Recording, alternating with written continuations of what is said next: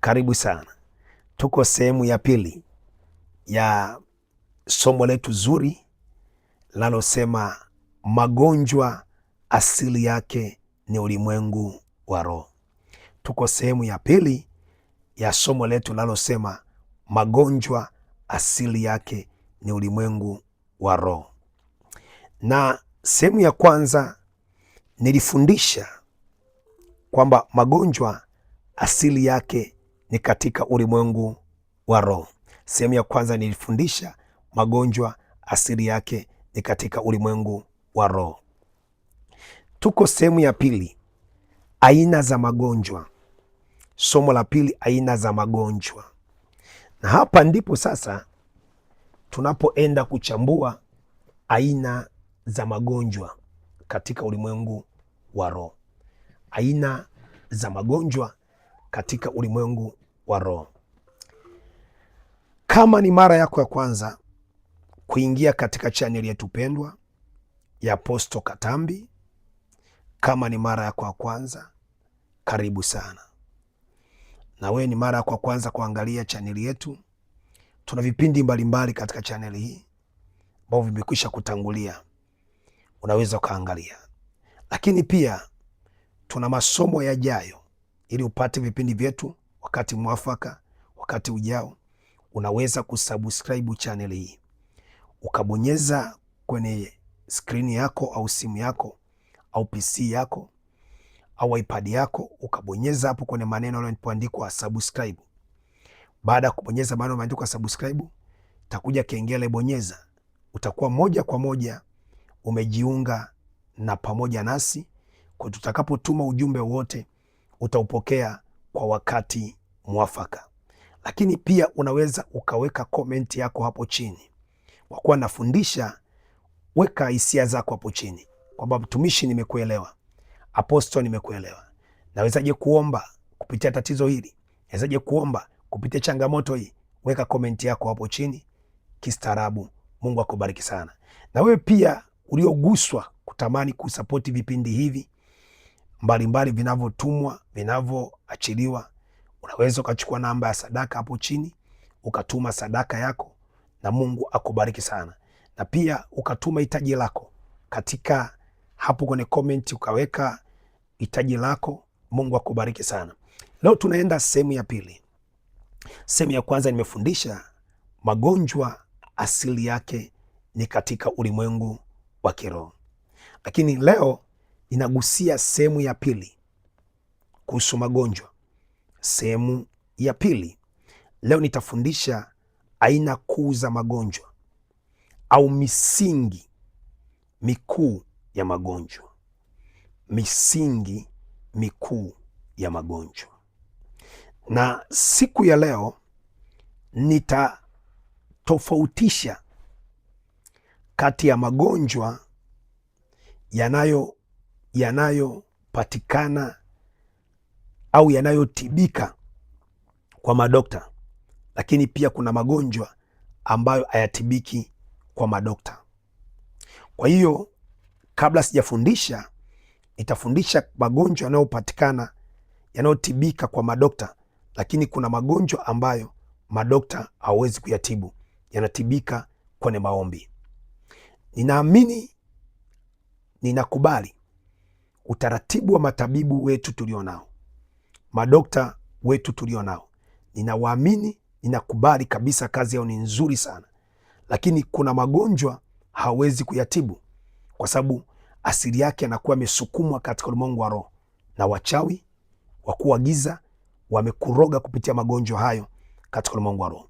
Kwa hiyo angalizo langu la kwanza kabla sijaanza somo hili, unapokuwa unakunywa dawa, unapokuwa unapata vidonge, unapokuwa unapata matibabu, vitu viwili viwe sawasawa na wewe. Cha kwanza, wakati unapata matibabu, hakikisha upande wa pili hauachi maombi. Kama ni tatizo limeletwa la wachawi, kama ni tatizo limeletwa na wakuu wa giza, unapoomba linaondoka. Kama ni tatizo la kimwili ambalo limekuja tu kwa ajili ya mwili, Unapokunywa dawa inaondoka. Kwa hiyo wengi wanapopata matatizo wanaegemea upande mmoja. Kama ni dawa tu, ni dawa tu. Maombi no. Rafiki, utaondoka. Maana hakuna vita mbaya kama vita ya magonjwa. Unasema mtumishi, unaongea nini? Leo nafundisha misingi ya magonjwa au aina za magonjwa. Msingi wa kwanza kwenye ulimwengu wa roho wa magonjwa ni magonjwa yanayotokana na kujitakia. Msingi wa kwanza wa magonjwa katika ulimwengu wa roho ni magonjwa yanayopatikana kwa kujitakia au magonjwa yanayopatikana kwa kuto kujijali, kuto kujisamini. Haya magonjwa ya kwanza yanayopatikana kwa kuto kujijali au kuto kujisamini, unamkuta mtu anakunywa pombe, mfano pombe kali sana, alafu hali anakunywa pombe kali, chakula anachokula ni kidhaifu. Kwa huyu mtu baada ya muda atakuja kuugua figo zitafeli, na anapopelekwa hospitalini atapimwa, ataambiwa ni mgonjwa, lakini ni mgonjwa wa figo. Lakini ugonjwa huu alijitakia mwenyewe kwa sababu hakusikiliza utaratibu wa daktari, hakusikiliza utaratibu wa daktari, hakusikiliza utaratibu wa ndugu. Alikuwa anakunywa tu pombe, alafu hizi pombe za kupima zinaua sana figo. Kwa ugonjwa huu sio mchawi aliyemroga. Ugonjwa huu ye mwenyewe alijitakia katika ulimwengu wa roho. Lakini kuna ingine pia katika aina ya kwanza, misingi ya magonjwa. Naomba unielewe, naenda taratibu. Hapo mbele utakutana magonjwa ya kichawi, utayapata hapo mbele. Naenda taratibu ili uelewe. Mwingine tu anavuta sigara tu, anavuta sigara, lakini baadaye naweza ukamshauri, anakutukana, sema wewe hamna unaweza kuokoka, hamna unaweza kufanya hiki. Lakini baada ya muda huyu mtu mapafu yanaharibika, mapafu yanaharibika, mapafu yanakuwa hayana nguvu tena, yanajaza hewa iko tini kwenye mapafu. Mtu huyu anaanza kuteseka kupumua, mtu anaanza kuteseka, anakuwa anapumua kwa shida, vile viliba hewa kwenye mapafu vinaziba. Ndio maana nasema kuna aina ya kwanza ya magonjwa ya kujitakia, lakini kuna aina nyingine ya magonjwa ambao nakuta mtu hapo hajala vyakula vizuri, vitamini vizuri. Ni mtoto labda anaumwa kwa shako sababu hajala vizuri, ni baba au ni mama anaumwa magonjwa ya vitamini, hajala vizuri. Hiyo ni aina ya kwanza ya magonjwa katika ulimwengu wa roho. Okay, hiyo ni aina ya kwanza magonjwa katika ulimwengu wa roho. Tunaenda aina ya pili ya magonjwa katika ulimwengu wa roho, ni magonjwa ya laana. Ni magonjwa ya laana. Aina ya pili ya misingi ya magonjwa ni magonjwa ya laana. Magonjwa haya ya laana ni magonjwa ambayo yanatokana na roho za dhambi, roho za uovu. Ni magonjwa ambayo yanafanya kazi vizazi na vizazi. Ni magonjwa ambayo ya laana. Msingi wa pili wa magonjwa ni magonjwa ya laana. Ni magonjwa yanayofanya kazi na vizazi mpaka vizazi. Maana yake tunaweza kuyaita magonjwa ya kurithi. Kuna watu wanakufa tu kwa presha, huo ukoo. Kuna watu wanakufa tu kwa kisukari, huo ukoo. Kuna watu wanakufa tu kwa madonda ya tumbo, huo ukoo. Kuna watu wanakufa, yani kuna aina tu ya magonjwa ambayo yanatembea kwenye hicho kizazi chenu. Nafundisha misingi ya magonjwa. Msingi wa kwanza, magonjwa ya kujitakia. Msingi wa pili, magonjwa yanayopatikana kupitia laana au laana au magonjwa ya kurithi kwenye ukoo wenu, katika ulimwengu wa roho. Lakini haya magonjwa yanafuatilia vizazi mpaka vizazi. Kwa hiyo tunaanza kuangalia aina hiyo, ni ya pili, magonjwa ya kurithi, upande wa baba, upande wa mama. Magonjwa haya mtu anazaliwa nayo, magonjwa haya mtu anatoka nayo kuja nayo duniani.